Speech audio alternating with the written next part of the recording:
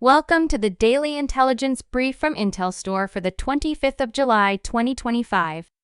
In today's top renewable energy news, Iberdrola has hired Barclays Bank to help them sell 15 power generation plants in Mexico for $4.7 billion. They plan to use the proceeds to help support their grid ambitions in North America and Europe.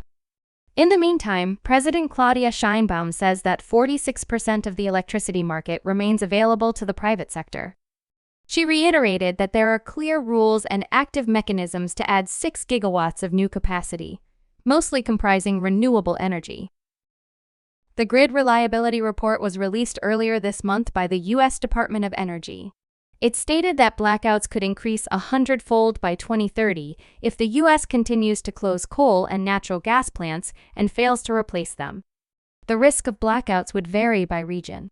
In California, power shortages could increase to 7 hours from 0 hours now. In a large part of the West, including Oregon, Idaho, and Washington, blackouts could average nearly 18 hours a year. Although the renewable energy pipeline is growing in Peru, the country still lacks an agile system for obtaining environmental licenses, addressing social procedures, and securing electricity concessions. The country already has 105 wind and solar projects with an approved pre-operativity study totaling more than 23 gigawatts. The process of implementing power generation projects involves multiple phases and challenges. This includes technical and environmental evaluation, permit processing, prior consultation, as well as negotiation with communities to obtaining funding. Hostility towards renewable energy by the U.S. administration has resulted in companies canceling or scaling back more than $22 billion in clean energy projects since the start of this year. That includes $6.7 billion of investments in June alone. Businesses scaled back or canceled 5 battery, storage, and electric vehicle factories across Colorado, Indiana, Michigan, New York, and Oregon. These cancellations cost jobs and tax revenue for these states. Economists expect that the development of solar and wind farms nationwide will slow and electricity prices will rise in the coming decade.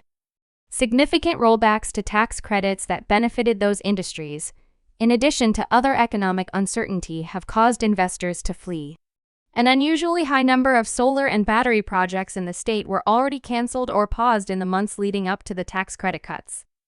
This was because of uncertainty over how deep the cuts would be, as well as the specifics of tariffs that would raise the price of steel.